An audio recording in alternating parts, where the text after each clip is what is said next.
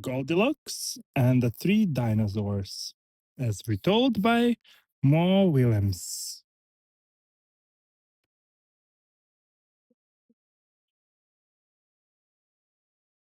Once upon a time, there were three dinosaurs: Papa Dinosaur, Mama Dinosaur, and some other dinosaur who happened to be visiting from Norway.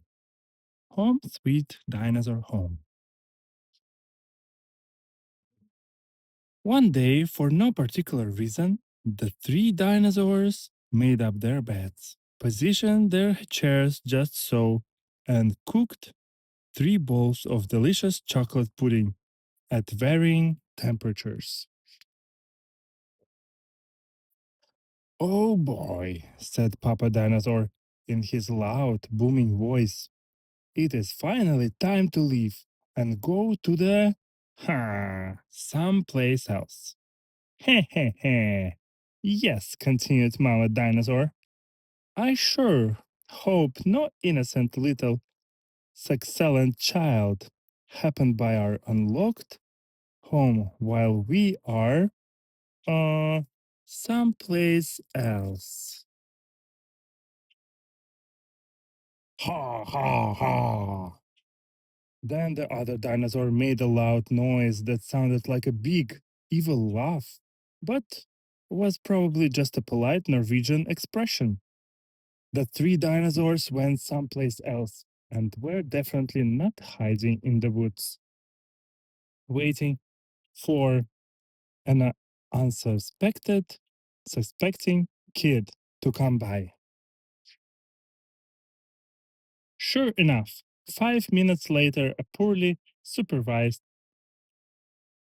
little girl named Goldilocks came traipsing along.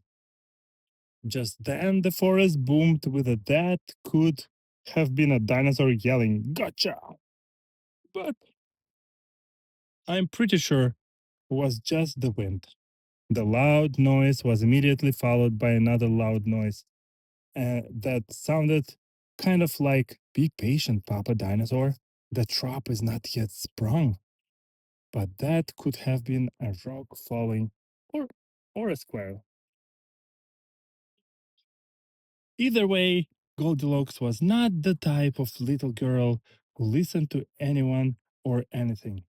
For example, Goldilocks never listened to warnings about the danger of barging into strange, enormous houses. So, as soon as Goldilocks came across a strange, enormous house, she barged right in. Inside, Goldilocks immediately smelled the three bowls of delicious chocolate pudding. Mmm, said Goldilocks, that chocolate pudding smells delicious. If only I could get all the way up to the top of the counter. The Goldilocks noticed a very tall ladder that just happened to be there, and certainly wasn't left on purpose. Goldilocks climbed up the ladder and found herself face to face with the three gigantic bowls of chocolate pudding. The first bowl of chocolate pudding was too hot, but Goldilocks ate it all anyway because, hey, it's chocolate pudding, right? The second bowl of chocolate pudding was too cold, but who cares about temperature when you have got a big bowl of chocolate pudding? Not her. The third bowl of chocolate pudding was just right, but Goldilocks was on such a roll by now she hardly noticed. Soon Goldilocks was suffered and stuffed like one of those delicious chocolate-filled little girl bonbons, which, by the way, are totally not the favorite things in the whole world for hungry dinosaurs. Tried and groggy, Goldilocks noticed three chairs in the living room, so she climbed down the ladder and walked out of the kitchen. The first chair was too tall. The second chair was too tall.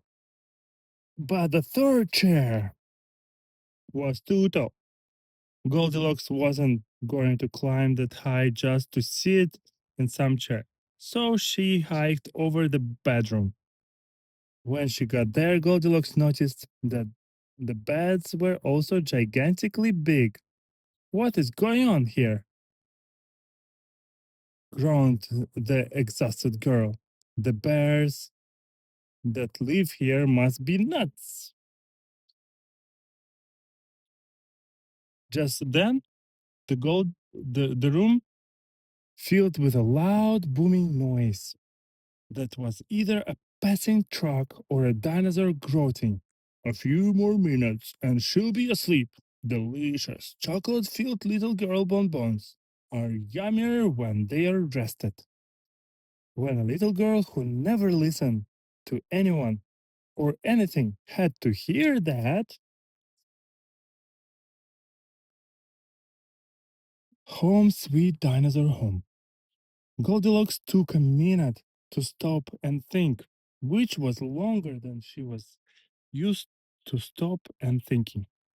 Hey, she told herself, this isn't some bear's house. This is some dinosaur's house. Say what you like about Goldilocks? But she was no fool. As quickly as she could, she ran to back door and got out of there. Just then, a loud plane flew by, which sounded pretty much like a trio of dinosaurs yelling now or charge, or the Norwegian expression for chewy bonbon time. Suddenly, and completely coincidentally, the three dinosaurs rushed through the front door, but they were too late. Goldilocks was gone, and all that was left in the house were the three disappointed dinosaurs. And the moral is if you ever find yourself in the wrong story, leave. And the moral for dinosaurs is lock the back door. That's it. Thank you. See you next time.